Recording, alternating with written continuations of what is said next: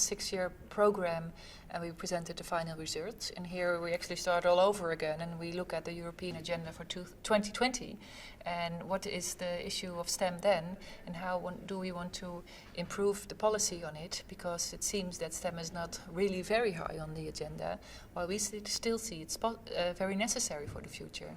So that's what was today all about. We want to focus on what we can do ourselves in our own countries, and also what the European Union should do in 2020. So what we should... And we said no, that's not the idea. The training is a critical part of this. It's not just the resource. You can't just stick it on the web. So we're very keen to keep it going, to keep on upgrading it and updating it.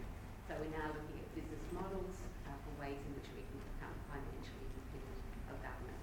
And anyone who's got some ideas or experience, I'd really like to hear it. I'm hoping that the introduction of the new curriculum will really help the school to university transition.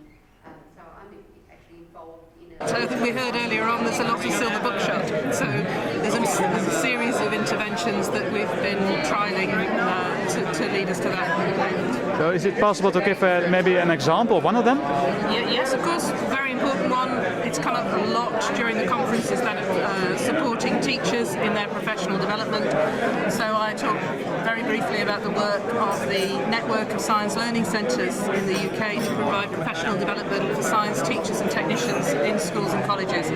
And there is growing impact evidence, obviously you wouldn't be surprised, that engagement in professional development raises quality of learning in the classroom. So do you have a good practice for the Netherlands? Well, I think we've learned an awful lot here, particularly today. The conversations around vocational education have been very interesting for us to take away. On South Africa, and it was good to have these discussions with some other people that are not involved in South Africa and that can come up with an open mind and pose interesting questions.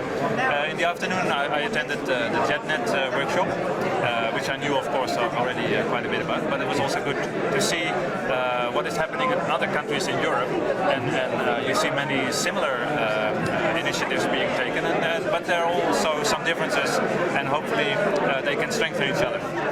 Do you have a good practice for people who are there for here today? Sorry? A good practice in general?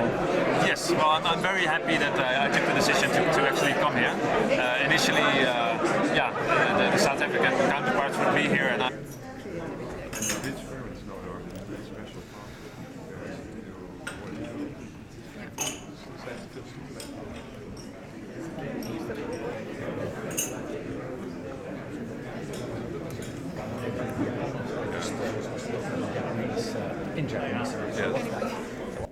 I'm now confronted with a logistical problem because I'm supposed to have eyes in the back of my head here, but I don't, so allow me to